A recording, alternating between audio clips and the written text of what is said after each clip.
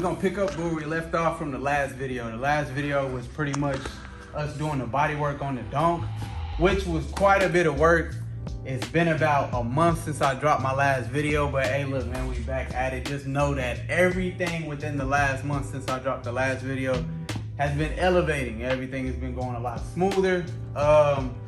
Pretty much everything from books, inventory, just quality, everything has just been elevating. So we're gonna pick up where we are right now. So we got the Donk, we officially got it. They got it jammed. We got the candy black cherry on there, the pearl black cherry.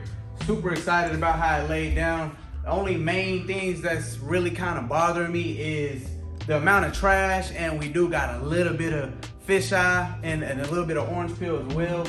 But let's take another look at it.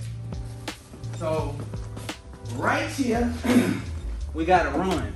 We gotta run. Y'all know my channel is really organic. I'm trying to keep it the most organic as possible, just because I want you guys to get an idea on what it's really like on running a business, one, and two, owning a body shop. Everything don't go smooth. Everything ain't just perfect ends. You know what I'm saying? I don't mind sharing that because nobody shared that with me. I thought it was paint a car, get some bread, paint a car, get some bread, paint.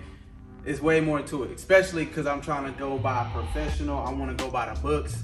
We got an accountant. We got everybody. We got a team, so it's flowing a lot better. I know I got a ton of emails and messages to get, reply to y'all about. But hey, look, this is where we are right now. I'm the floor guy. I'm always out here. I'm gonna continue to keep knocking out these cars. We got somebody handling the books and the paperwork and the payroll, the schedule, all this and that, all that overwhelming stuff. But that's what we did. Come on over here. So look, man, we got a run right here. Not really. I don't panic about runs. Runs can be easily fixed. Got one right here. We're gonna wet sand and buff that area. I think I want to go ahead and slap another layer of clear coat on it. We actually got two. I see one right here. So I've never been ashamed about hiding anything that can be fixed, or just hiding anything in general. Because at the end of the day, we learning, right? We learning. So, but yeah, definitely glad about how it. And this is the candy black cherry. This is from HQ Auto Paint. I'm really impressed at how well it laid down, just because I did one swipe, which was I did my regular 50-50 overlap. Most people say do 75%, but it covered really good. This is over a black base coat. Got a few runs right there. Not too concerned about. The engine bay laid down really good. Now the reason I'm gonna be kind of all over the place with this video, just because I do want to break down and give you an idea on how I was doing it. And then at the same time, I'm still learning with you guys. So anyways, we got it masked like this so that this area, so I say I didn't mask this area and I went ahead and painted the jams. You'll have overspray on your panels. Now, you have a layer technically right there. You got a layer of the black base coat, you got the layer of candy, you got the layer of clear. By the time you do the actual panel itself, this area is gonna be darker because you've already got those layers. So we're just avoiding any type of mistakes when it comes to shading, especially dealing with candy. The Donk itself is pretty much finished when it comes to the jams. Besides that run, a quick little wet sand and buff, nothing serious. This side came out fairly well. Run right here. We got a run right here. Now they say if you ain't running, you ain't painting. So yeah. Got one right there. That just mean the paint is, that mean that clear is on there. Damn, that look good. So anyways, we'll block this out. We'll block this one out. And then we'll pretty much look over the whole car before we take the next step.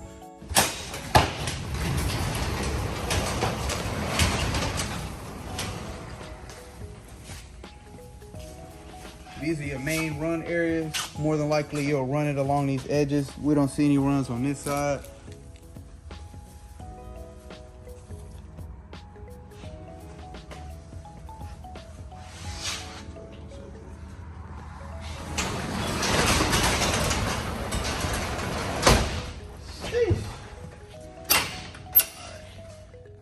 All right, so now we know that the car is pretty much straight. We got a few runs we'll take care of.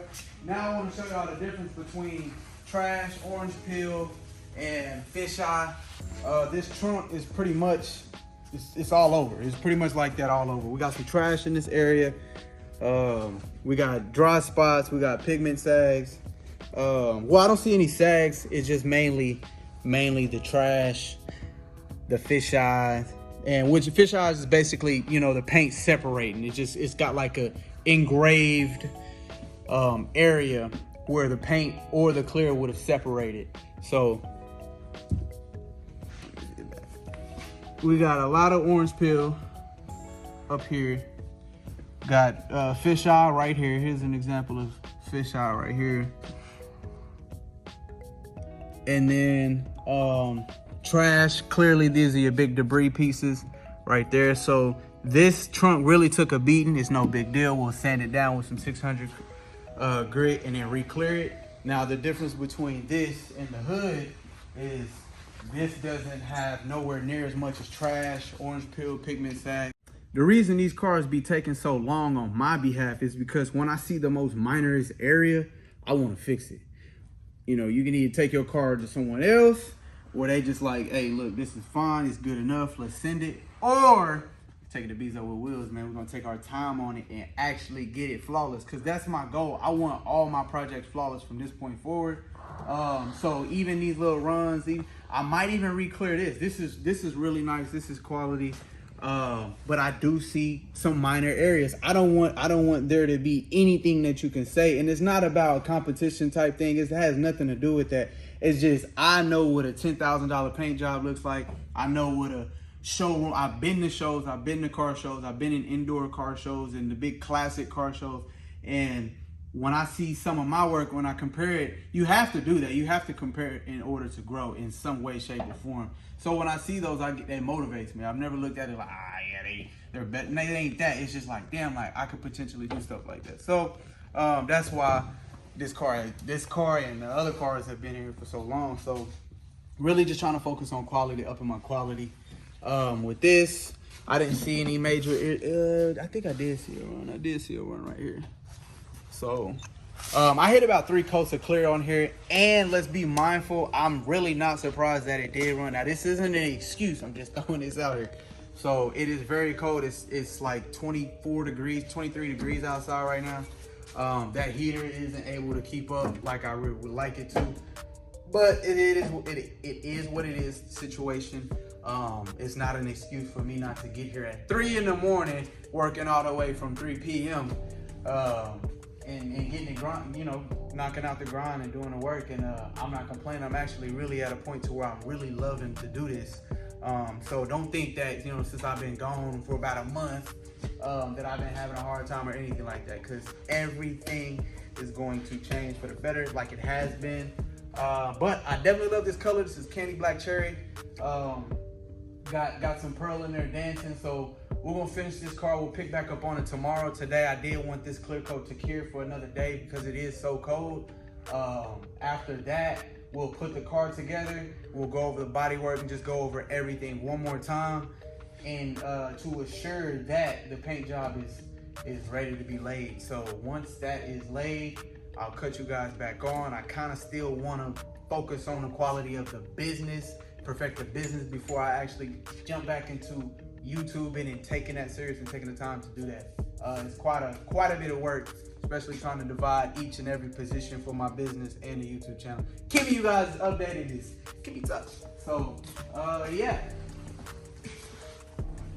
After that, we're gonna be hopping around. We're gonna push this project out. After that, we got the truck, we got Didi Westbrook's car, we got the Monte Carlo, and then we got the Camaro. I'm going to get all the customers and organized and get them all updated so that we can knock out the rest of these cars. Before we take anything else, it's crazy because I watched the video of another body shop. I always like to kind of get an idea of how my field and others are doing in my field.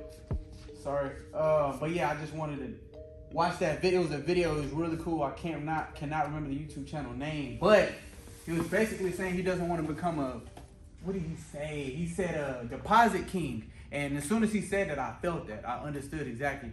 Very few are going to understand what I mean by a deposit king when it comes to a body shop. But that's one thing that I do not want to be. I don't want to do. I don't want to sit here and keep taking projects because I need to stay afloat. No, sir. That's not what I'm on. So I'm going to finish the project before I take any other car. and make it happen. And I want to enjoy it. Like I said, every car that comes in, I want to be able to like, that's not right. Erase it. Let's fix it. I want every car out of here that leaves out of here to be flawless. So that's gonna be the difference between me and a lot of other body shops. I've pretty much made a million mistakes, and it's the best feeling to learn from it. And all we can do is move forward. And any mistakes that you make, even if for you or yourself, I myself learning, and I'm definitely in a great position. So let's get this grind. If y'all want to stay updated, hit the subscribe button. And yeah, man, y'all stay tuned because it's gonna be a lot of work. I cannot wait to see this car. Hit the subscribe button if you want to see this car, this process, the whole in and out shebang. So yeah, man, we getting there.